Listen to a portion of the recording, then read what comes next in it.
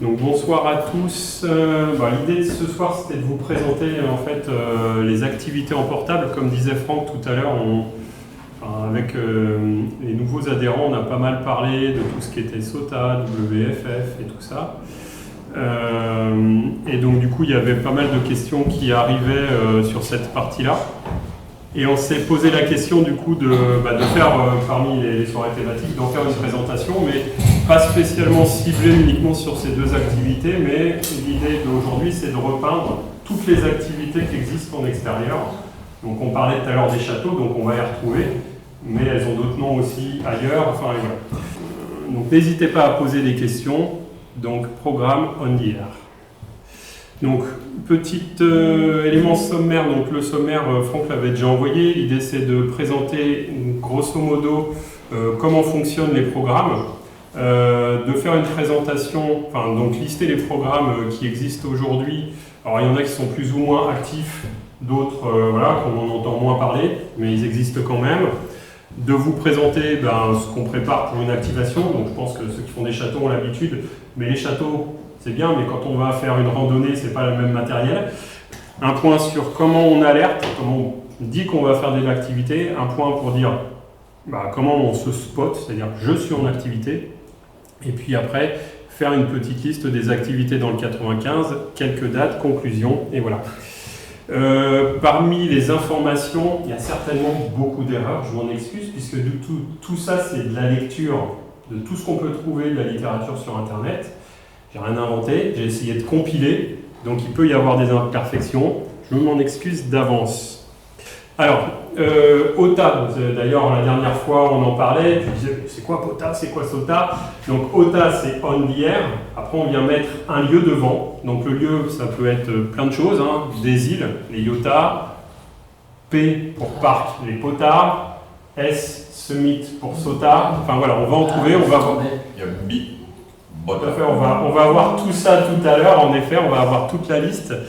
Mais il y en a aussi des activités, etc., qui ne se prénomment pas OTA, comme le WFF, qui est du coup pour la faune et la flore.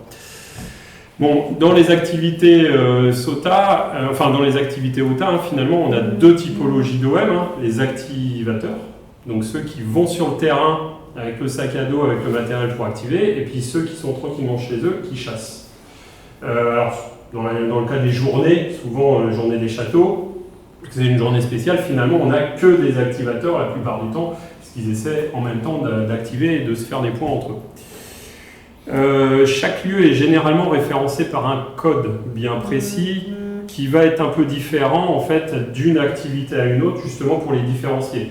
Parce que les personnes ne vont pas toujours redire « Ah, je suis sur un SOTA », ils vont donner la référence. Donc par rapport au format de la référence, on sait potentiellement, pour les gens qui connaissent, du coup si on est plus sur un SOTA, si on est plus sur un POTA ou autre.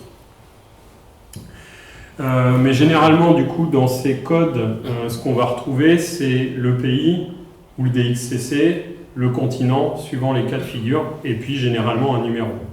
Alors on verra, en l'occurrence, il y en a un, en fait le code, il est généré au moment où on demande à activer le lieu. Le code n'existe pas. Parmi tout ça, c'est bien beau de faire des activités, mais derrière, il faut que ces activités soient considérées validées. On verra sur le slide suivant les raisons potentielles de validation. Mais on va avoir des règles de validation qui vont complètement différer. On va avoir juste un QSO. Alors, tout le monde, c'est bon, QSO, c'est un contact. Donc juste un QSO, voire jusqu'à 100 QSO. En l'occurrence, les châteaux, pour que le château soit validé, c'est 100 QSO. Donc, il y en a qui arrivent à faire 100 QSO en une heure. Des fois, quand on est en QRP avec juste une petite filaire, à l'heure, on a fait que 10 QSO quand même. Donc du coup, le fait de pouvoir avoir, sur certaines activités où on a finalement qu'un QSO et ça valide quand même le lieu, bon, le 1, c'est juste pour s'amuser. La plupart du temps, c'est à partir de 4 ou 10. Voilà. Et surtout, on verra également sur certains, il y a un délai entre deux activations. On ne peut pas s'amuser à les réactiver le lendemain. Donc voilà, c'est des petites règles comme ça à avoir. Donc tout ça tout ce que je précise là, faut lire tout, suivant l'activité qu'on veut faire, il y a des règlements, on les lit et puis comme ça on sait exactement et ça permet de... Pour toutes les activités, aujourd'hui, c'est pas parce qu'on a une liste d'activités qu'elle est figée, c'est-à-dire qu'on peut très bien demander de rajouter une référence. On parlait des châteaux tout à l'heure, parce que du coup, c'est principalement, la RAM en fait beaucoup chaque année. Du coup, aujourd'hui, on fait des châteaux qui existent la plupart du temps, mais il y a peut-être des châteaux là, qui ne sont pas référencés dans le 95 et qu'on pourrait encore activer. Il suffit de faire la demande, et du coup, faire la demande, avoir les 100 QSO quand même, pour qu'elle puisse être automatiquement référencée. Enfin, automatiquement, officiellement référencée. L'autre point important, c'est qu'en fonction du lieu où on sera, il faut que ça respecte la règle. Puisque typiquement, je ne vais pas dans un parc, puis-je dire que j'ai fait un POTA, il faut que le POTA soit respecté par rapport à des notions de règles liées qui sont précisées dans le règlement. Alors, c'est facile, sur le POTA, il n'y en a pas. Par contre, sur des WFF, oui, puisque du coup, on va aller dans un lieu qui est clairement, officiellement considéré comme une zone protégée ou une forêt dominicale. Enfin voilà, il y a des règles qui sont bien précises et on ne peut pas rajouter un WFF juste par plaisir. Donc voilà, l'idée des programmes, c'est qu'ils ont finalement tous le même principe. C'est d'abord activer un lieu, c'est-à-dire pas le faire de chez soi, même si certains programmes finalement on le verra, le faire de chez soi potentiellement, et puis en même temps promouvoir l'activité radio. Donc on peut très bien y aller tout seul avec un sac à dos, on peut très bien y aller en groupe, et puis informer qu'on va là-bas, et puis en même temps ça permet aux gens, lorsqu'ils font leur petite promenade, quand on est dans un POTA, quand on est dans un WFF, de nous voir, et puis venir poser des questions. J'avais activé la forêt de Montmorency l'autre jour, il y a certains collègues qui sont venus me voir, mais en même temps il y a plein de badauds qui sont passés, mais c'est quoi cette canne à pêche? Parce que du coup j'active la plupart du temps avec une canne à pêche. Et donc du coup, voilà. Bon, en plus le chien il vient se mettre les pieds dans l'antenne, c'est sympa et ça permet de discuter avec les gens. Voilà. Bon, à ce moment-là, autant dire qu'on ne fait pas le nombre de QSO attendu, hein, mais bon, au moins ça permet de se présenter et peut-être donner des envies. Donc j'en parlais tout à l'heure, en fait, il y a les règles et surtout il y a le nombre de QSO. Et en fait, tout ça, ça amène en fait potentiellement des points. Et l'objectif de ces activités, c'est également de pouvoir délivrer des diplômes. Alors c'est vrai que par exemple, quand vous faites les activations des châteaux, derrière on ne va pas spécialement demander le diplôme. En tout cas, moi j'ai pas vu qu'on faisait la demande aujourd'hui.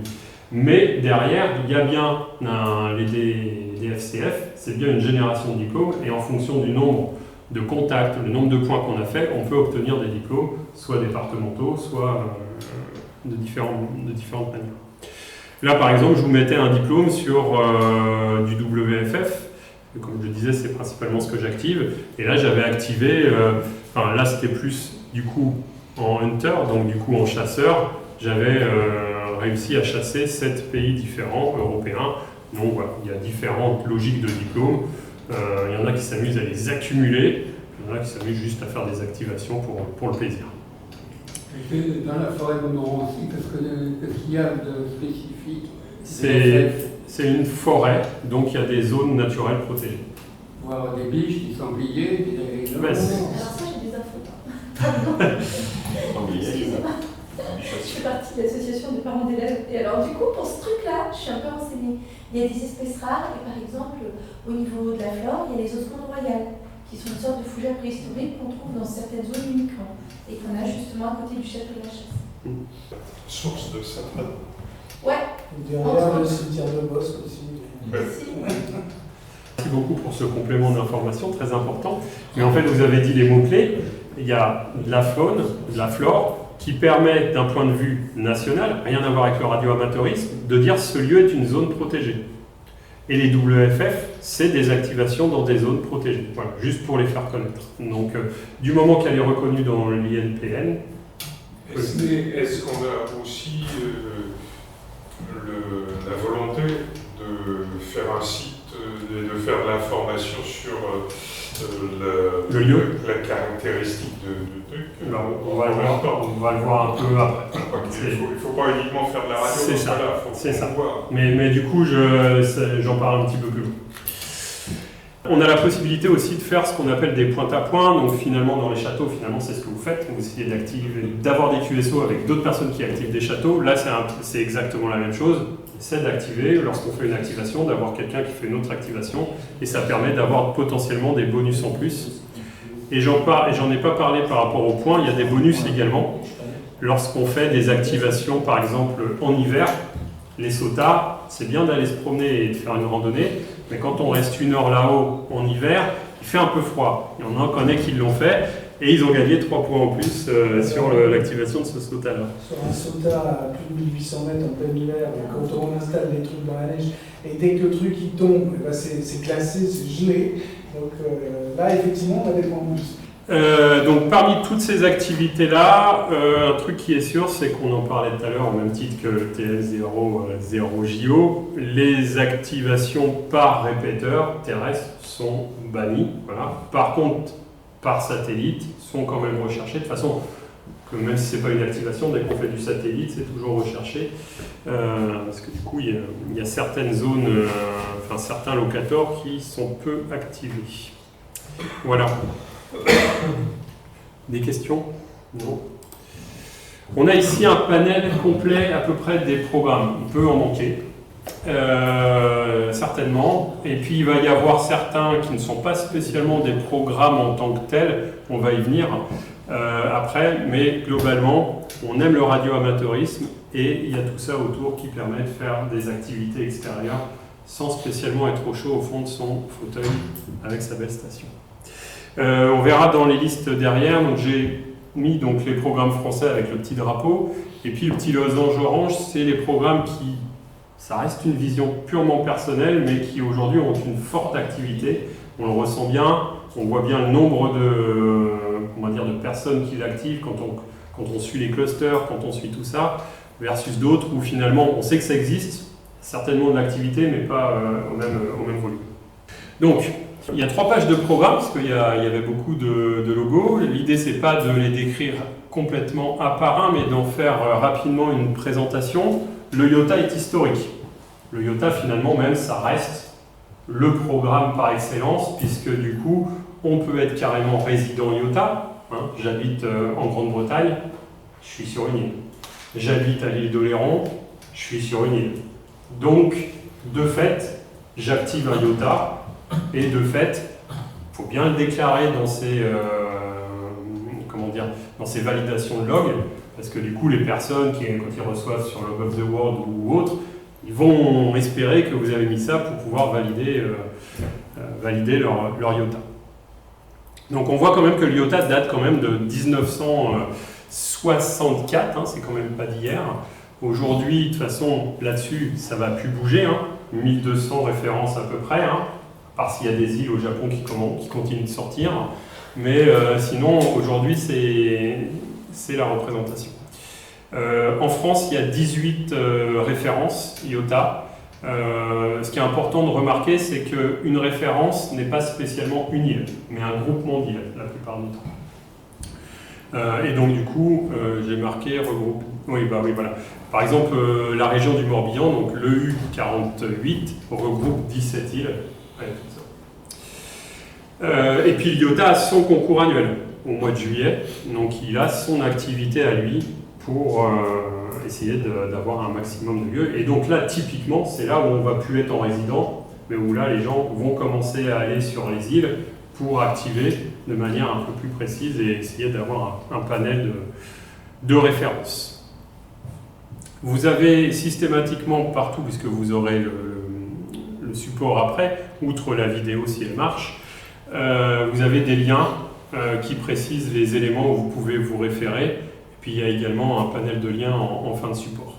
Tous les chiffres que je mets dans le nombre de références sont hors DOM-TOM. Je ne me suis pas amusé à tout calculer. Déjà, faire certains calculs, ce n'était pas fourni directement, donc il a fallu s'amuser à sortir la petite calculette. Second programme, ce sont les MOTA. Alors moi, je ne m'attendais pas du tout à ce qu'on trouve les premiers MOTA, donc ce sont les moulins, mais ça n'a rien à voir avec le DMF chez nous. Du coup, les premières activations au UK sont en 96.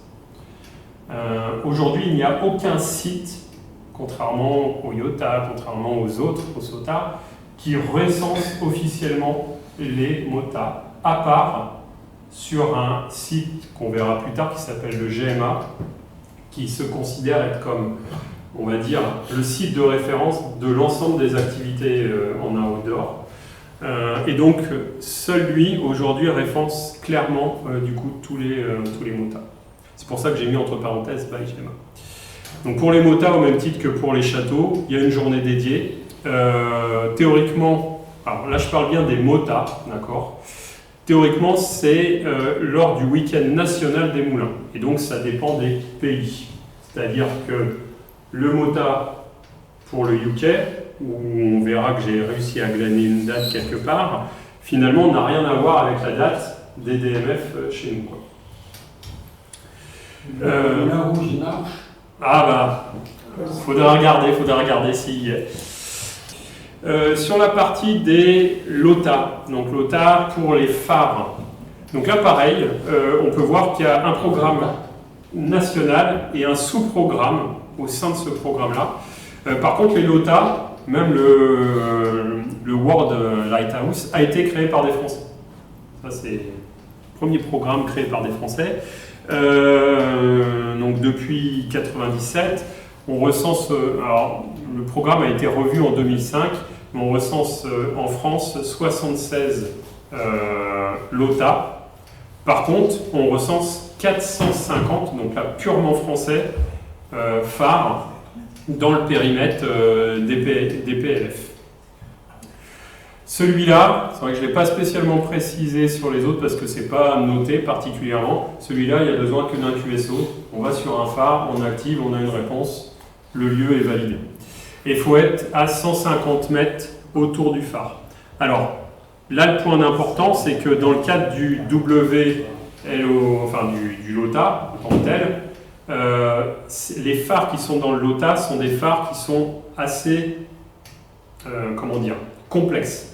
Puisque du coup, la plupart du temps, ce sont des phares en mer qui sont potentiellement habités. Donc en fait, ils doivent avoir une portée de 10 miles marins, comme ils le disent. Et en fait, il doit y avoir de l'eau autour. Et donc en fait, quand on dit il y a 3 catégories faciles d'accès, donc c'est parce qu'ils sont habités, donc il y a déjà des bateaux qui potentiellement y vont régulièrement. Non habités, donc le phare, il est potentiellement je ne sais pas où. Et puis il y en a qui sont carrément sur un récif, donc là, pour cela, ils sont un peu plus compliqués pour vraiment les activer. Néanmoins, dans le DPLF, donc le sous-programme, qui est quand même un programme français, là, on a les phares qui sont en côte. Donc du coup, ça permet plus facilement d'activer des phares, on va dire, sur ces créneaux. En l'occurrence, je regardais, parce que moi, je vais souvent en baie de Somme. En baie de Somme, du coup, il y a plein de phares, mais ils sont tous dans le DPLF, et il n'y en a aucun qui sont dans le LOTA. Le dernier programme de cette page est le DFCF. Est-ce que j'ai besoin de l'expliquer? Je pense que tout le monde le connaît. Point d'importance quand même, donc les 100 QSO minimum lors d'une première activation et les 50 lorsqu'on réactive une seconde fois le château. Il n'y a pas besoin de faire 100 QSO. Et si on activait le château en VHF, il n'y aurait besoin que de 25. Pas besoin des 100. Et là, on est dans un rayon de 500 mètres autour du château. On voit que dans ce programme, il y a 33 châteaux en France. Alors, on le verra plus tard, 33 dans le 95. J'ai pas pu calculer en France parce que du coup, vu que c'est sur des pages web, c'est pas de l'Excel, c'est rien. Voilà. Autant dire que les 33, j'en ai cherché pas mal. Il y en a la moitié que je trouve pas dans le 95. Donc je sais même pas. Voilà. Il y en a beaucoup dans le 95. 33. Mais parmi ces 33, franchement, j'ai beau chercher sur Google, je ne sais pas où ils sont. Non. Donc. C'est un des départements où il y a plus de châteaux de la Boise, ils ne sont pas très grands. Mais... Oui, mais du coup, on ne les retrouve pas, en tout cas sous l'appellation château. Voilà, il y en a la moitié que je n'ai pas réussi à retrouver facilement. Par exemple, il y en a plein à Aubonne, aussi des châteaux, qui sont marqués château à Aubonne. Quand on tape, on a beau aller regarder sur Google Street, c'est des appartements, des immeubles. Peut-être que le château existait il y a 10 ans. Ici Ici. Peut-être. Ici, il n'y est pas. Ici, je ne l'ai pas trouvé, non. Les points cherche, pose des questions, on dira où ils sont. Pas de souci, je renverrai la liste que j'ai pas réussi à trouver, comme ça on pourra positionner un plan de presse. Il y a des historiens qui ont publié des bouquins sur des châteaux de Aubonne. Eh bien c'est super, si on arrive à faire ça. C'est comme les moulins, Les moulins, typiquement, donc GGZ, tu as raison, a référencé 7 moulins du coup dans le 95. Il y en a un qui s'appelle le moulin de la ville. Il ne sait même pas où il est en fait, et personne ne l'a activé. Donc il a été référencé. Quand on cherche, on voit qu'il y en a un vers Gonesse, mais qui n'existe plus. Donc bon, voilà, il y a des moulins référencés, mais on ne sait pas du coup s'ils existent encore. Donc c'est pareil, sur les 7, moi j'en ai trouvé que 4 qui sont encore présents, ou du moins qui ressemblent à un moulin. Vous en faites des lettres, ça nous rend. On est un chez moi, mais c'est un moulin à quoi? Mais il y a le moulin de Sanois et le moulin de la Galette. Il y a ces deux Le moulins. moulin d'Orgemont aussi, j'imagine. Donc là, pareil, même bilan que les châteaux, du coup, sans QSO. Enfin voilà. De toute façon, on est sous la même gestion du REF pour les deux organisations. Et finalement, Michel est très sympa. Il répond bien aux questions quand on l'adresse. Il offre un moulin à vent. Comment? Il offre un moulin à vent. Je ne sais pas s'il offre un moulin à vent ou à poivre, mais bon. Il offre un moulin à vent.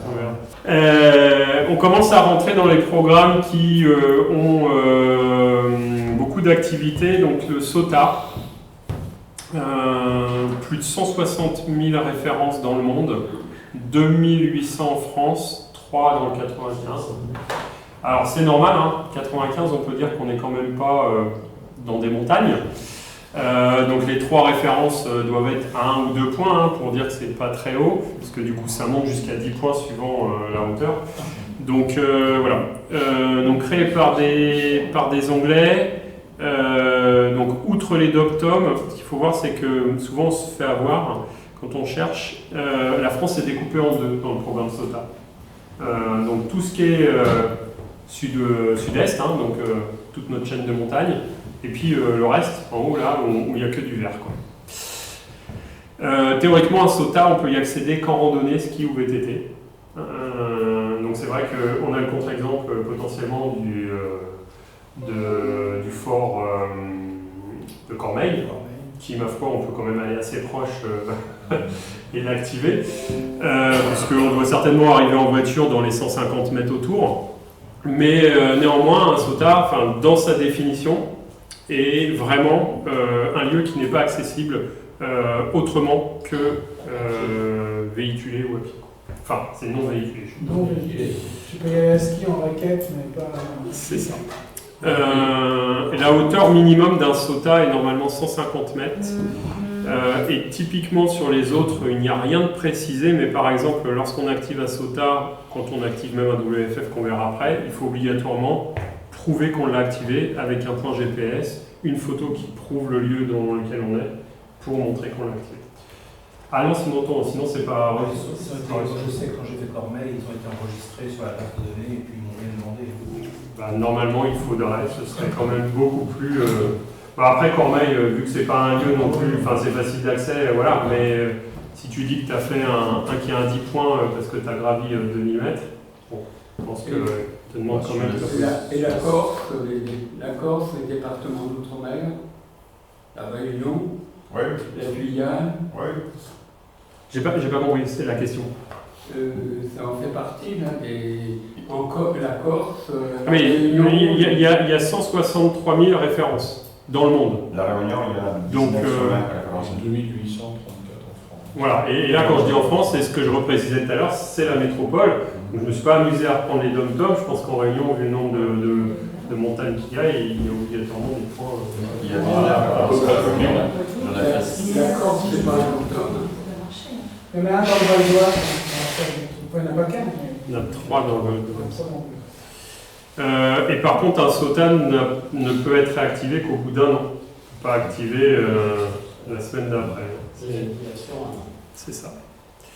Il y a la règle 3.5 qui est importante parce que du coup, le SOTA, le point GPS du SOTA, c'est le point le plus haut sur le lieu. Et potentiellement... On peut être, je crois, à 50 mètres de... Voilà, c'est la règle des 3.5 des 150 mètres en dénivelé. C'est pas très très clair quand on lit en anglais, quand on lit en français, mais il y a cette règle des 150 mètres qui reste accordable. L'idée, c'est de pas mettre en insécurité l'opérateur, et également pas gêner si on est sur un chemin potentiellement de randonnée, pas gêner les personnes qui pourraient passer. Donc voilà, mais voilà, lorsqu'on prend son point GPS, on montre, et du moment que ça reste dans le périmètre. Quand tu dis délai entre deux activations, c'est sur le même site. Sur le même site. Ouais. Je passe donc au WFF. Le WFF, lui, il faut 40. Alors, c'est vrai que je ne l'ai pas indiqué. Pour le SOTA, il faut 4 contacts minimum. Donc, du coup, ça va, c'est raisonnable. Néanmoins, avec un. Pour revenir sur cette règle des 1 an, c'est 2 activations par le même OM ou... Oui. Oui, par le même, oui, c'est vrai que j'ai pas brisé. Par le même OM sur la même référence. Et donc du coup, il faut 4 QSO minimum, ça reste quand même pas mal, parce que c'est vrai que du coup, en SOTA, tu n'emmènes pas non plus toute ta station. Hein, on imagine bien peut-être à Cormeilles, mais quand on commence, moi c'est vrai que j'en ai fait cet été, je sais pas du coup quand on a fait Thomas à La Réunion, mais je pense que du coup tu y vas avec le sac à dos, tu commences quand même, enfin voilà, s'il y a quelques heures de randonnée. Parfois, j'avais du mal à avoir les 4. Ah oui, bah, non, c'est Parce ça. que le problème, c'est que là-bas, il n'y a rien autour. Donc, tout ce qui est. Pratiquement tout est DX, c'est pas local. C'est ça. Donc, du coup, les 4 peuvent être des fois compliqués, en effet. T'avais tout juste, je crois, hein, tes 4 là. Oui, mais j'ai fait un peu plus exprès, des fois qu'il y en a un qui confirmerait pas, donc j'avais dû en faire 8, je crois, ou 7. Ouais. Un peu comme ça, mais pas plus. Mais c'est vrai que ça permet de laisser du temps. D'abord, c'est quelque chose qui est compatible aussi avec une vie de famille ou une vie. Voilà, on peut faire une randonnée, on peut s'octroyer 1 heure pour 1 heure et demie. En 1 heure et demie, on va pouvoir faire au moins 4 contacts. Et puis après, on peut redescendre. Donc c'est tout à fait compatible avec je veux dire, une vraie balade en famille, etc. Et donc ça, c'est ça qui est intéressant aussi. Et ça nécessite, comme tu disais, de toute manière, de faire avec ses moyens, ses propres moyens. Cet été, j'ai prévu de faire une montagne en Haute-Savoie dont on a l'habitude, mais c'est vrai que c'est pas évident, parce qu'il faut grimper là-haut. C'est le point. On le fait de temps en temps, mais c'est physique.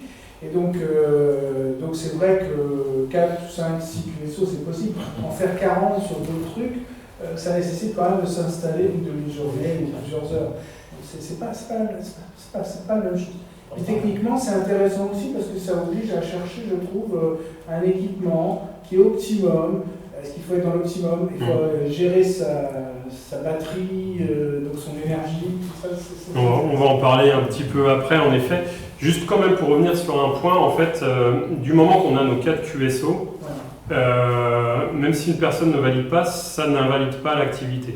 Puisqu'en fait, il se peut que tu fasses des QSO qui sont avec des gens qui ne cherchent pas spécialement l'activité SOTA. Par contre, les 4 QSO doivent être avec des contacts différents. C'est-à-dire que si je fais le même QSO, enfin le même log sur 4 bandes différentes, c'est considéré comme un seul contact. Après, c'est pas non plus juste.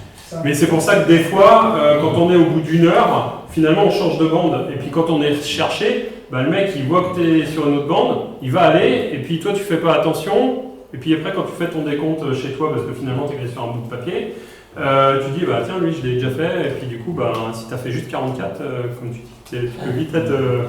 Enfin, en l'occurrence pour le WFF. Parce que là, donc du coup, le WFF, c'est 44 QSO minimum en HF. On parlera peut-être juste après, mais il y a le cluster automatique. J'en parle après. Avec donc 15 en VHF. Je n'ai trouvé aucun historique sur ce programme, à part une date qui est 2008. Mais savoir qui l'a créé, à part dire que c'est repris en fait d'un diplôme russe qui était le WWF. Il y a très peu sur leur site, enfin il n'y a pas d'informations sur l'historique de ce programme. Point d'attention, donc il faut être dans la zone. Donc là c'est une zone, contrairement à un sommet qui est un point. Et donc il faut une fourniture de lume. Et donc pour information, en général, 44 a plusieurs raisons. 44, donc le nombre de QSO, mais aussi quand on dit 73, on ne dit pas 73, on dit 44. Pourquoi? Parce qu'en fait, 4 et 4, c'est les 4 éléments. Et comment? 4 et 4, ça fait 8. Les 4 éléments et les 4 directions. Voilà, c'est une notion de nature. On termine sur ce dernier slide pour les programmes. Donc le quota qui vient en complément des FCF. Donc là, du coup, qui sont les châteaux, mais là, avec le nom officiel. Donc ça, c'est un programme qui, finalement, de par son historique, existe bien après le programme français. Voilà, 2009. Je ne sais pas combien il y a de châteaux dans le monde, hein, impossible à calculer. Et du coup, il y en a 7000, plus de 7000 en France. Et dans les quotas, 29 du coup dans le 95, mais dont beaucoup font partie des 33 qu'on disait tout à l'heure, parce que du coup, il y a bien une relation entre les deux programmes par rapport à ça. J'en ai parlé tout à l'heure, c'est le GMA. Le GMA, donc le Global Mountain, est un programme qui a été créé suite à une suppression d'un grand nombre de sommets côté SOTA. Et en l'occurrence, beaucoup de sommets, on va dire, germaniques. Et donc, du coup, il y a un groupe allemand qui s'est dit bah, moi, je vais créer mon nouveau programme qu'on va appeler GMA. Et en même temps, on ne va pas faire que spécialement de la montagne, on va aller rechercher le WFF, on va aller chercher tout ça. Et en fait, sur leur site, on retrouve les phares, on retrouve les quotas, on retrouve Alors, on retrouve tout sauf les quotas, en fait. C'est à peu près ça. Donc voilà, et puis pas les programmes français de fait, mais en tout cas les programmes mondiaux. Donc il est quand même relativement bien ce site parce que du coup on a tout et ils se sont créés eux-mêmes, donc bien sûr ils reprennent les éléments SOTA, mais ils ont créé également un programme de sommet à eux avec du coup en préfixe les FA à la place de F SOTA. Et donc du coup, il n'y a qu'une seule zone, donc c'est un peu plus simple. Et eux, d'un point de vue hauteur du sommet, c'est 100 mètres et pas 150. Et pareil, préférence qui est accessible sans véhicule, donc à pied. Là, par contre, il faut pareil, 4 QSO minimum. Alors ce qui est marrant par contre, c'est qu'avec en une fois, voilà. C'est vrai que je ne l'ai pas dit tout à l'heure, pour le WFF, on peut le faire, les 44 peuvent être faits en 2 jours, 3 jours, 4 jours. C'est-à-dire que, pareil, en QRP avec une petite antenne, on ne fait pas les 44 du premier coup. Surtout quand on n'a qu'une heure et demie avant que les enfants se réveillent. Et donc du coup, on rentre pas avec le nombre, mais c'est pas grave, on peut y retourner le lendemain. Par contre, du coup, une fois qu'on aura les 44, on pourra du coup le mettre sur le site et qu'il soit pris officiellement. Si on l'envoie avant les 44 pour le WFF, il sera enregistré, mais il ne sera pas considéré validé. D'accord ? Ce sera valide uniquement pour les chasseurs, mais pas pour les activeurs, tant qu'on n'a pas atteint le 44. Donc lui, le GMA également référence également les WFF, et on n'a pas besoin de 44, on a besoin que de 4 aussi avec GMA. Bon, mais voilà. Et puis là, pareil, il y a une gestion de points entre les différents programmes que le GMA a fait. Dernier gros programme qui sont les quotas. Alors ça, c'est le truc du moment. Sur Twitter, on en voit passer à tout berzingue des quotas. Donc ce sont les parcs. Officiellement, dans le 95, il y en a 3. Jusqu'à quelques semaines, il n'y en avait qu'un, le parc national. Et puis là, du coup, ils ont rajouté tout ce qui sont les parcs Natura 2000. Ce sont une grosse quantité de parcs là, qui a vu le jour il y a quelques temps. Et donc, du coup, ils ont été rajoutés, ce qui nous fait 3 zones activables en quota dans le 95 et 1700 en France. Et c'est pour les mêmes zones que les WL? Non. Non, parce que les quotas ne sont pas obligatoirement une zone naturelle. Oui, mais voilà, mais pas obligatoirement. Ouais. Voilà, mais ça va être dans les conclusions, mais je peux le dire maintenant. Moi, c'est justement ce qui est un peu regrettable, c'est-à-dire qu'en fait, il n'y a aucune cohérence entre les programmes. On l'a bien vu avec les quotas, les châteaux. Et puis, alors là, du coup, le quota, c'est le dernier truc du moment, parce qu'il date de 2017. Et bien justement, il va aller chercher des Natura 2000 qui sont pour la plupart des fois référencés déjà dans le WFF. Donc c'est chacun fait sa petite sauce. Demain, on pourrait très bien créer un programme ARAM et puis reprendre les trucs déjà existants et puis voilà. Bon. C'est un peu dommage, mais après c'est pas grave parce que finalement ça permet d'activer un jour en WFF, un jour en quota. Et puis une fois je faisais un WFF et puis finalement il y a un OM qui me dit ah mais en fait vous êtes sur une zone quota. Moi vu que je ne suis pas spécialement J'avais pas pensé à l'activer. Et en fait, il m'a déclaré sur le cluster en tant que POTA. Ah bah là, alors là, j'avais double de personnes. Quoi. Tu peux faire les deux en même temps? Là, c'est un pile-up. Oui, tu peux activer autant de références que tu veux. Lorsqu'on le fera, de toute façon, on est aussi bien sur un SOTA qu'un WFF, hein, la forêt de kernel. Et donc, du coup, on peut activer les deux en même temps. Et le dernier, les beaches, la plage, donc tu en parlais tout à l'heure, en effet, pareil, un programme très récent de 2019. Alors le site est difficilement compréhensible hein, quand même. Il faut s'inscrire pour avoir la liste, c'est-à-dire que du coup on ne peut pas arriver et dire bah, tiens, il y a quoi qui existe là où je vais. Non, il faut être inscrit. Il n'y a pas de référence de plage. La plage, en fait, il faut demander à l'activer pour avoir un code, parce que c'est quand on voit les autres là dire voilà CQ Foxtrot Alpha November 038. Ouais, je suis sur la plage du mont, je sais pas quoi, enfin, c'est quand même plus long que juste donner un code, voilà, donc bon. Ouais, il y a Paris-Plage, mais justement, je voulais voir si elle existait, mais du coup, c'est pareil, pour rechercher, en fait, tu as les plages de France, mais après, la recherche est super compliquée. C'est quoi une plage? Avec du sable ou des... Il y a la mer en là où on va... Il faut des sables, il n'y a strictement rien de précisé en termes de restriction ou de... ouais, ce que je veux dire, aucune restriction d'accès, de nombre, et la définition de la plage, elle n'est pas claire. À mon avis, il doit y avoir le mot plage dedans, certainement, mais il n'y a rien de précisé. Alors la plage de Sergi, ça marche? Mais j'ai cherché, mais je ne l'ai pas trouvé non plus, par exemple. Donc on pourrait tenter hein, pour voir, hein, mais bon. Ah, il est dedans. Donc je ne sais pas s'il y a des questions, je passe au slide suivant. Il existe encore des programmes qui ne sont pas du tout sous la même logique que les programmes que l'on vient de citer, mais vu qu'ils ont le mot OTA dedans, je me suis dit on va en parler quand même. On a les XOTA. Alors le XOTA, par contre, lui, c'est le rassemblement de tous les programmes qu'on a vus avant, qui est aussi géré par GMA.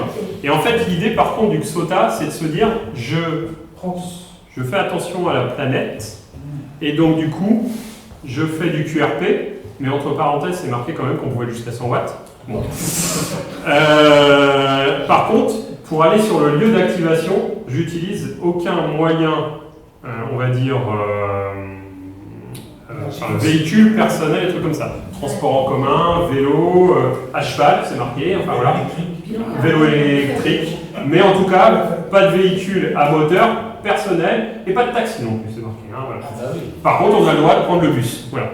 Donc c'est ça ce programme, en fait, il va être finalement, en fait, c'est tu vas préciser plus un nom à la place, c'est pas spécialement un nombre de QSO, et finalement tu vas préciser le nombre de kilomètres que tu as fait pour aller activer un lieu tout en respectant la planète. Bon, c'est correct. Et puis l'utilisation du solaire et batterie, hein, bien sûr, mais de toute façon, on suppose que de toute façon sur le lieu, on ne peut pas brancher. Voilà. Et puis les deux autres programmes, les YOTA pour les Younger, les jeunes, ça c'est un programme donc du coup qui permet d'ouvrir l'activité radio aux jeunes. Il y a 3 événements par an qui correspondent à des concours, un concours en fait en 3 parties, donc du coup dans l'année. Et l'objectif c'est d'avoir un maximum d'OM inférieur à 25 ans, donc ça, voilà, on a beaucoup de points, genre on doit avoir 10 points quand on a des OM qui ont moins de 12 ans, puis ça diminue au fur et à mesure jusqu'à arriver à 25 ans. Et donc l'idée c'est ça. Et c'est uniquement sur la région 1 par contre. Et puis eux, en général, ils se rassemblent, et chaque année, il y a un lieu différent d'activation pour eux. L'année dernière, je crois que c'était la Roumanie, enfin il n'y a pas longtemps. Mais voilà. Parmi tous les programmes, j'en ai jamais vu sur la France sur les dernières années. Et le dernier, qui est le JOTA, on en a parlé au moment de l'AG, puisque du coup, bah là c'est le rassemblement des scouts qui va en relation avec le JOTIC qui est pour Internet. Le premier rassemblement JOTA, donc vraiment radio, 1957 quand même, donc voilà.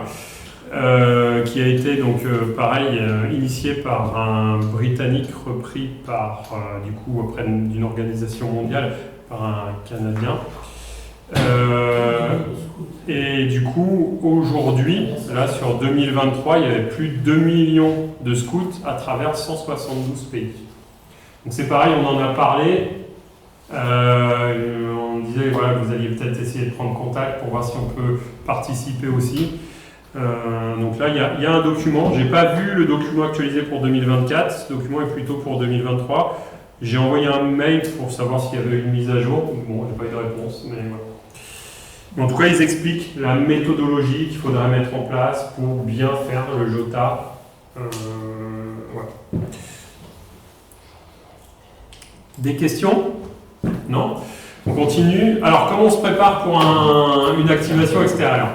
Tout à l'heure, Franck disait, il faut faire attention à ce qu'on met dans le sac à dos. Ben voilà, moi, c'est ce que je mets dans mon sac à dos. Alors déjà, il faut identifier un lieu. Et puis, c'est pas parce que le lieu, on l'identifie qu'il est facile à faire. Moi, cet été, il y avait plein de montagnes autour de moi. Ouais, je vais faire celle-là, je vais faire celle-là. 3 heures de randonnée déjà, je reste là-haut 1 heure, je redescends, bon ok. Des fois ça peut vite décourager même s'il est juste à côté de toi. Toujours pareil, après bon, quand on est en famille, c'est vrai que Franck disait que c'est bien parce qu'on peut le faire en famille. Moi les enfants ne suivent pas spécialement pour aller faire de la radio. Déjà ils ont du mal à suivre pour faire de la rando, alors du coup si je leur dis on monte là-haut, vous attendez 1 heure en soleil et puis on redescend, c'est pas le kiff. Donc en général je l'ai fait tout seul. Vérification, donc comment y accéder, attention voilà, en véhicule, enfin après là c'est pour tout, hein, que ce soit tout type de programme, mais il faut faire attention, est-ce que c'est en véhicule, à pied, et puis quand il y a besoin de rando, combien de temps on met, et il faut penser à redescendre, penser à la météo, parce que moi je me suis trouvé là-haut et puis d'un seul coup il y a le tonnerre. Je me dis combien j'ai mis de temps pour monter, bah ok, il va falloir que je mette pas trop longtemps pour redescendre.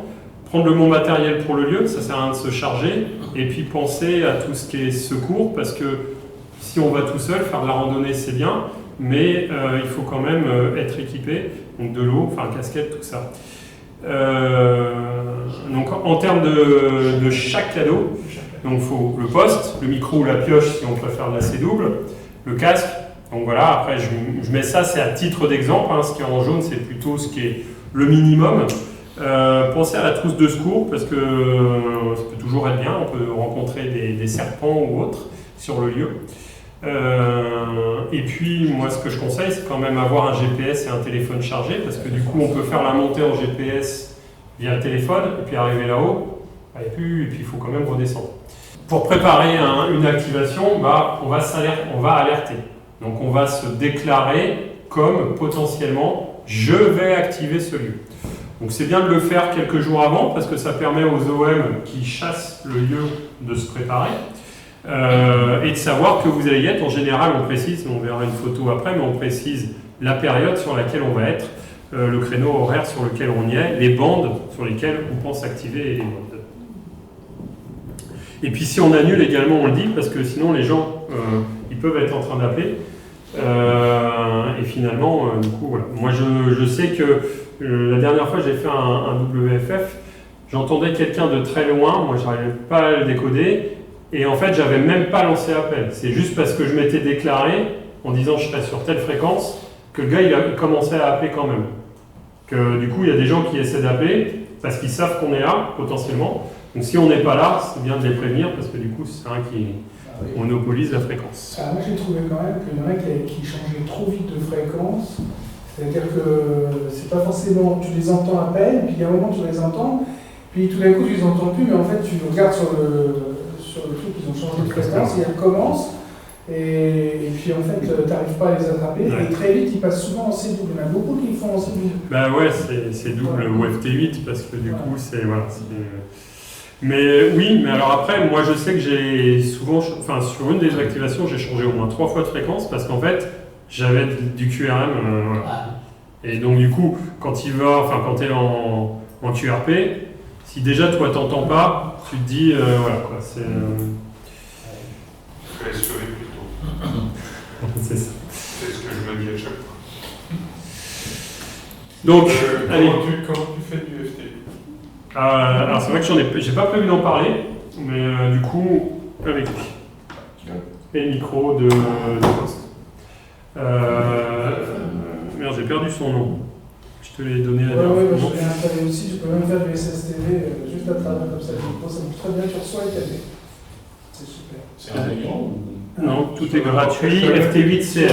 C'est une appli Android. FT8CN sur Android, ça n'existe pas sur iPhone. Mais FT8CN, tu l'installes et franchement, ça marche du feu de Dieu. Voilà. Moi, je le fais comme ça. J'ai le micro devant, hop, et comme ça, je ne me charge pas de câble. Alors, suivant le poste que tu as, typiquement, moi j'ai un 8100 de chez. Ah, le X6100, pardon, chez Xiegu. En fait, il suffit un câble USB. Donc, un câble USB entre le poste et là, ça marche. C'est vrai qu'avec le 817, il faut l'interface, il faut faire le PTT, il faut faire tout. Juste avec un câble USB, il fait la data et en même temps le PTT. Donc, du coup, câble USB, toujours utile, ça permet de recharger le téléphone au pire des cas. Par contre, si tu as plusieurs câbles, là, en effet, c'est chiant. Et avec le 817, en fait, je mettais le micro devant et franchement, c'est magique. Même avec le bruit ambiant, ça décode, ça AMS, ça... Donc, le jour de l'activation. Du coup, une fois arrivé sur le lieu, on active, c'est très bien. Donc, on s'installe, on se met à l'aise. Et c'est important d'être à l'aise parce que si on reste une heure, qu'on est en tailleur ou je sais pas quoi, on est vite fatigué. Et on essaie de se spotter. Donc, tout à l'heure, j'ai indiqué qu'on alertait, c'est-à-dire qu'on dit aux gens qu'on va activer. Et après, on va spotter, c'est-à-dire qu'on va dire je suis là. En fait, on se déclare sur un cluster finalement. Généralement, on ne devrait pas se déclarer nous, puisque normalement, c'est plutôt les autres qui nous déclarent sur les clusters. Mais il est courant que sur ce type d'activation, on fait au moins la première fois pour informer qu'on est là. Après, dans la configuration des alertes, il y a deux modes. C'est soit on alerte pour dire on va aller à tel endroit, mais dans l'alerte, on peut aussi configurer une QRG à un mode. Donc en fait, c'est bien de revenir sur son alerte et finalement changer les informations une fois qu'on a trouvé sa fréquence. Et comme ça, on n'a pas spécialement besoin de se spotter. Néanmoins, une alerte, les gens, s'ils ne sont pas sur la page des alertes, ils ne la voient pas. Alors qu'un spot, tout le monde est sur le cluster, ça claque et d'un seul coup, les gens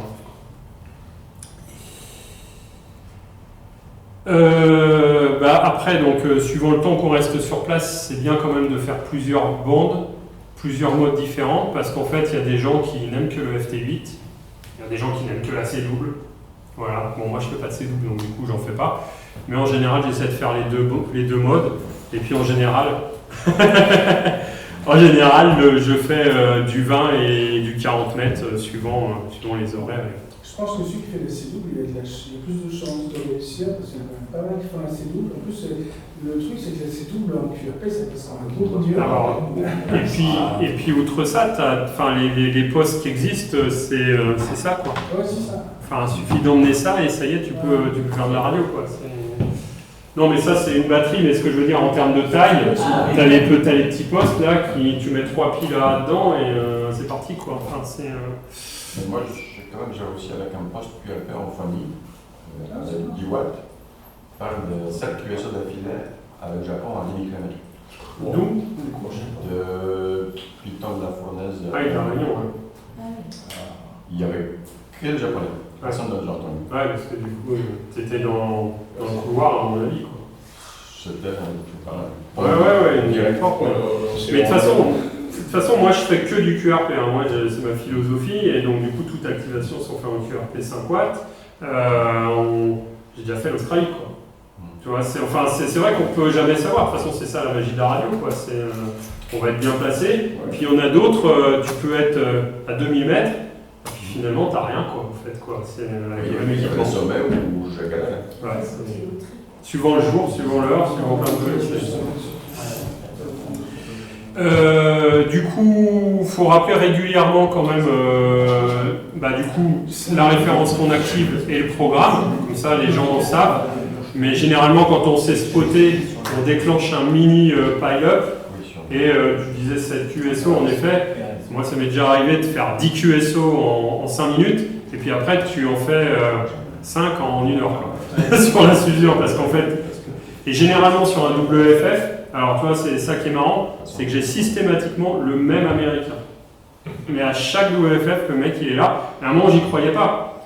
Donc vu qu'il n'est pas sur Log of the World ni sur IQSL, j'y ai fait un mail, je dis mais c'est vraiment vous quoi? Il me dit oui, je fais mais on pourra avoir IQSL quand même. Et donc la QSL vient d'arriver des États-Unis.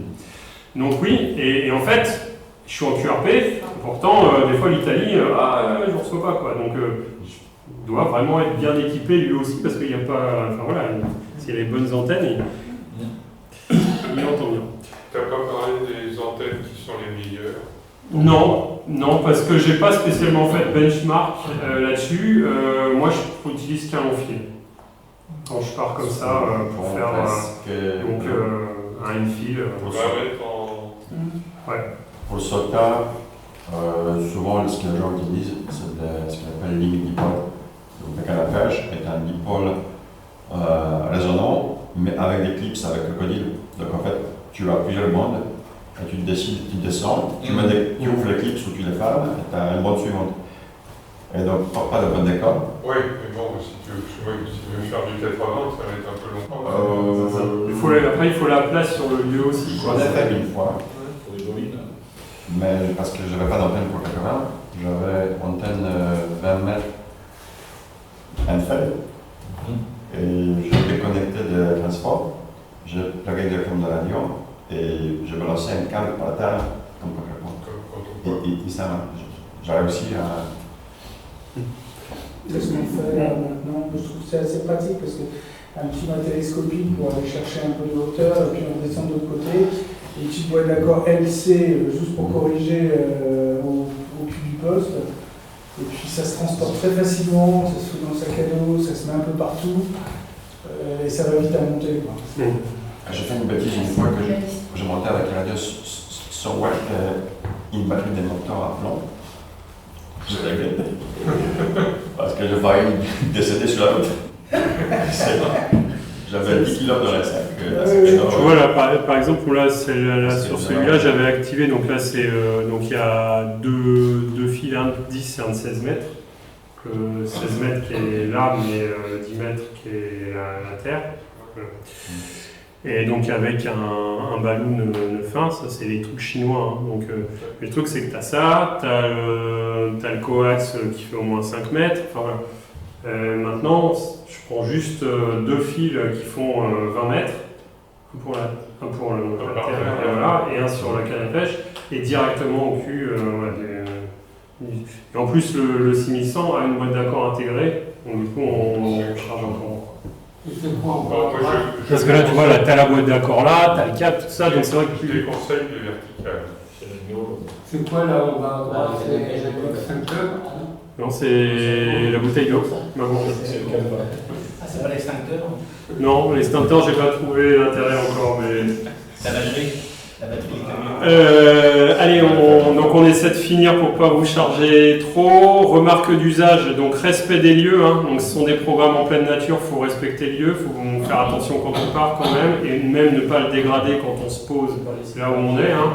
C'est quand même bien. Typiquement, vous parliez de Flore tout à l'heure, c'est bien de pas s'asseoir sur la petite, justement la petite fleur qui a été recherchée. Et puis moi, ce que je conseille quand même, du coup, en l'occurrence cet été, j'ai malheureusement un collègue de travail qui est décédé en randonnée. Et donc du coup, c'est pour ça que madame ne voulait pas que je monte pour aller faire mes activations. Et donc du coup, ça reste quand même d'informer, surtout si on monte tout seul, à peu près notre progression. Par WhatsApp, par PRS, si madame regarde la PRS FI. Mais enfin voilà, il y a toujours des moyens en tout cas d'informer et voilà, que au moins... En principe, on a la radio. Comment? Je dis en principe, on a la radio. Ouais, mais là il faut le double, la VHF du coup. Mais il faut que madame l'ait. Mais bon. Moi j'ai acheté une balise. Comme moi j'ai pas de portable, je cherche d'autres solutions. J'ai acheté une balise, ils en vendent. Tout à fait, ouais. Voilà. À partir de 350 €, ça se vend dans les balises qui font à la fois le satellite et 121 mégas. Mais ça c'est pour la recherche. En même temps, du coup, ça, voilà, mais au moins on peut rechercher. Allez, je veux garder, c'est marqué encore. On va un petit effort, on va. Juste une question par rapport au florafaune. Oui. Il faut être dans la zone ou Oui. à proximité? Dans la zone. Elle est obligée d'être dans la zone. Contrairement aux points, tu as un contour, il faut obligatoirement. lorsque- Il y a des zones qui ne peuvent pas être activées. Voilà, c'est ce que j'allais dire, parce que moi, à un endroit, je suis mitoyen, c'est-à-dire que j'ai vraiment une clôture avec une C'est pas des vignette, ours, hein. je ne peux pas l'activer. Si, je Enfin, moi, les OM, en l'occurrence, je vais mettre l'antenne voilà, c'est ça. dans la SNIF, Voilà. pas de problème. Voilà, c'est à 1 mètre. Voilà. Mais normalement, il faut être dans la zone et il faut prouver que tu es dans la zone. En l'occurrence, j'ai fait la clairière de Vigny. Et il y en a une autre, une clairière qui a ouvert. Et en fait, quand on regarde, bah, il faut être dans la clairière. Et là, la clairière n'est pas accessible. Donc c'est comme ça que j'ai dit, mais il y a des zones, mais qui finalement on ne pourra jamais les activer. Ça sert à quoi de déclarer des zones? Du coup, ok, bah, on pourrait la changer, il me dit. Donc en l'occurrence, celle d'Auvert, inaccessible. Donc il l'a retirée, justement, suite à ma demande. Elle a été remplacée par une autre zone. Par contre, la clairière de Vigny, en fait, il y a le parking juste devant et il y a un chemin également de promenade qui rentre dans la zone. Donc, du coup, je me suis mis sur le chemin. Et d'ailleurs, je crois que c'est celle-là, tu parlais tout à l'heure d'informer. Donc, en général, moi, il y a deux choses quand je fais des activations. Je fais des QSL spéciales, donc un petit truc rapide qui précise un lien. Ouais, il y a le lien en bas du lieu. Il y a un peu voilà, la zone géographique, il y a ce que j'ai trouvé sur le site qui donne de l'information. Donc comme ça, au moins, les gens sur IQSL, hop, ils l'ont et ils ont l'information. Sinon, une petite vidéo, en l'occurrence, je vais la montrer après, qui permet, en l'occurrence, plus dans le cas d'une randonnée, il y a un peu plus de temps, on fait des photos, on s'amuse, et ça permet de garder le lieu et de donner l'information. Donc c'est comme ça que moi je procède pour expliquer quand même de l'information, parce que comme tu dis, l'intérêt d'un Flora-Fauna, c'est quand même voilà, de dire qu'il y a un lieu qui existe, qui est sympa. Dans le Morbihan, il y avait plein de plumes d'oiseaux et tout comme ça. J'ai essayé de trouver les nids, j'ai fait quelques photos, enfin voilà. Et donc c'est comme ça que moi j'essaie, à ma manière, de préciser le lieu et dire que c'est important de le respecter. Donc quand on finit une activation, faut renvoyer ses logs sur les bons sites. Donc sur le WFF, sur le SOTA, enfin voilà, de manière à ce que l'activeur et les autres personnes puissent valider l'activation. Et puis également, bien renseigner ces outils de validation, donc Log of the World, IQSL et autres, pour que les gens qui recherchent aient le coup de tampon qui va bien par rapport à ça. C'est pas uniquement une déclaration dans l'outil, ça permet pour les diplômes et les points, mais c'est bien aussi d'avoir d'une autre manière la validation. Alors tout ce qui est Log of the World, IQSL, on en avait parlé la dernière fois, il y aura aussi une présentation plus tard, parce que tout le monde ne connaît pas de ce que j'avais compris. Et puis donc ce que je disais, non obligatoire, mais c'est marrant, faire la QSL spéciale et la vidéo. Donc d'ailleurs pour la vidéo, on va bientôt finir, allez une petite vidéo. On voit là en fait quand même le périple, vous voyez quand même, il y avait quand même, le périple était assez long. Donc je me suis amusé là à faire une petite vidéo pour montrer un peu le lieu et c'était bien sympa sur cette... Comment ? Un diaporama, ouais, en mode vidéo. Ouais.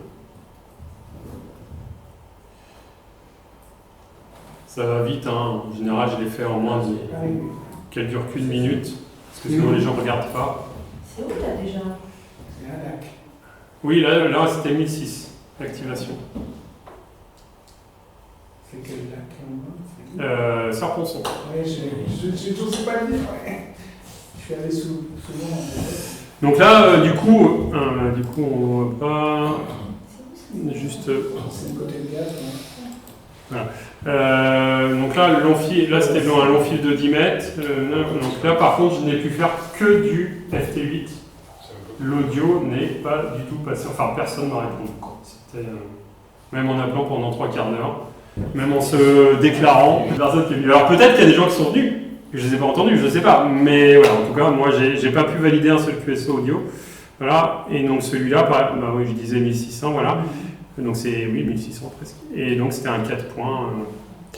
Mais j'ai pas les 3 points d'hiver, parce que du coup, il y en a plein qui l'ont fait en hiver aussi et qui sont glanés des points en plus. L'altitude de la Congo. Comment ? L'altitude de la Congo. Avec un altimètre. On l'a sur le téléphone avec QTH, il y a une application qui donne ton locator, et en plus elle utilise l'altimètre du téléphone, pas le GPS. Tu vois, là je l'avais aussi avec le FT5. C'est ici. Donc moi ça. Il est sur tard, des fois, normalement, par exemple, pour la Réunion, il y a un radiateur local qui est, entre guillemets, administrateur de la zone de la Réunion, c'est lui qui a référencé le sommet. Mais ça n'était pas super bien fait. Et donc il y a des sommets qui, normalement les sommets qui sont plus de 2000 mètres sont peut-être 10 points. Mais tu peux avoir un sommet où tu as 1000 mètres de dénivelé,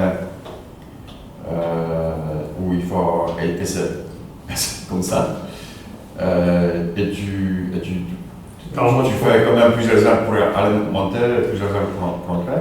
Il y a des sommets qui sont à 10 points aussi, qui ont peut-être 2200 mètres ou 2600 mètres, mais tu arrives sur des parkings à 2400 mètres, Ouais. et tu montes 200 mètres Et tu gagnes des points. et tu gagnes 10 points. Parce que c'est sommet à 2600 mètres. Mais donc, niveau difficulté, en fait, n'est toujours pas reflété. Ça ne reflète pas spécialement. Parce que souvent, c'est par rapport à l'attitude, mais si tu montes en voiture dans la zone au Chili, je sais pas quoi, à 4500 mètres, bah, Identification, donc on en parlait là, donc les deux premières colonnes la précisent, enfin les deux premières images, l'alerte, donc là on voit les alertes qui existent, donc en faisant New Alert on peut préciser donc son call, la date à laquelle on va activer, à partir de quelle heure, et donc ce que je disais tout à l'heure, on retrouve ici la QRG mode, donc on peut soit renseigner, soit ne rien renseigner, mais potentiellement revenir lorsqu'on est sur le lieu et qu'on a trouvé la fréquence qui va bien. Et on a, alors ça c'est le spotter et l'alerteur de GMA, hein, donc après il y en a d'autres qui sont faits différemment. Et il y a également le RBN, j'en ai pas du tout parlé, mais en fait c'est un système qui va aller sonder en permanence tout ce qui est mode numérique. C'est-à-dire que si il vous trouve par exemple en train d'activer en FT8, bah, il va automatiquement vous spotter. Si on a déclaré qu'on voulait être vu comme ça. Et là en dessous c'est le spotter, donc là c'est vraiment les gens qui sont en train d'activer, ça c'est l'information, ça c'est l'activation en cours. Et donc on va retrouver ici par exemple, je ne l'avais pas fait exprès, mais en tout cas un exemple, c'est que là ici on a un château, là, un WCA, j'en ai pas du tout parlé des WCA, mais en tout cas c'est... Si, j'en ai parlé tout à l'heure. Oui, j'en ai pas. En fait, c'est le quota. En fait, c'est le WCA, c'est le diplôme du quota. Enfin, voilà. C'est vrai que je l'ai pas dit. Mais par contre, là, il est en train d'activer un WFF, le DLFF. Ça, c'est un WFF. Mais il y a un WCA en même temps. Donc, du coup, double activation pour cette personne-là. Allez, les activations dans le 95, je ne vais pas me faire plus long, mais du coup, on s'est amusé à faire une petite carte, donc on voit bien les lieux. On voit quand même que le quota principal prend la moitié du 95, donc notre parc national. Donc tous ceux qui vivent à l'ouest, ils ont de la chance, ils sont résidents. Voilà. Et puis sinon, la plupart des autres vont être soit des forêts, voilà. Donc on remarquera que les châteaux, qui sont les petits châteaux là, je les ai pas tous mis parce que du coup, comme je disais, j'ai pas réussi à tout trouver. Voilà, donc les rouges sont les SOTA et les bleus sont les GMA. Donc on voit qu'il n'y a aucun GMA en fait dans le 95 officiellement. Et il y en a en dehors, mais pas dans le 95. Et voilà. Et les ronds là sont les moulins. Le programme de l'année, donc on retrouve nos châteaux qu'on disait là le 15, qui est un dimanche, le 19, pardon, et il y a le 19 aussi, donc pour octobre pour le Jota, et on s'était dit potentiellement qu'on ferait l'activation SOTA WFF le 2, mais on n'avait pas tilté que ça tombait le même jour que le concours. Donc à voir. Mais en tout cas, là, vous retrouvez tous les programmes que j'ai cités, là, les dates qui sont ensemble. Une petite conclusion pour finir. C'est succinct. Je ne sais pas si certains ont appris des choses ou ça a permis de rafraîchir. Moi, le ressenti, c'est qu'il y a certains programmes qui sont suivis plus que d'autres. On le voit bien par rapport aux mises à jour des cartes, par rapport à tout ça. Et puis, le petit regret, je le disais tout à l'heure, c'est qu'en fait, il y a des programmes qui court-circuitent. Bon, un programme national, un programme français, on peut le comprendre, et ce serait bien de retrouver au moins les mêmes références. Par contre, un SOTA, un GMA, et encore, je ne vous ai pas parlé de l'EMA, qui est encore un énième programme de montagne, qui est uniquement géré par les Britanniques, Et puis, on le disait tout à l'heure, les potas avec les WFF, en l'occurrence pour les Natura 2000. Donc voilà, c'est ce qui est un petit peu dommage. Mais l'intérêt de tout ça, ça reste quand même de s'amuser, de prendre l'air, potentiellement de le faire en famille ou entre amis. Voilà. Je pense qu'effectivement, l'intérêt principal, c'est sortir de notre cadre. C'est ça. Et partir. C'est ça. Moi, c'est la nature. Et puis le défi du QRP aussi, hein, parce que du coup, on peut être en QRP avec des belles antennes sur le toit. Là, du coup, faut monter, il faut espérer que ça passe. Voilà, puis là, vous avez une liste de liens, hein, donc je vous remercie pour cette écoute. Merci. Voilà. Merci à vous.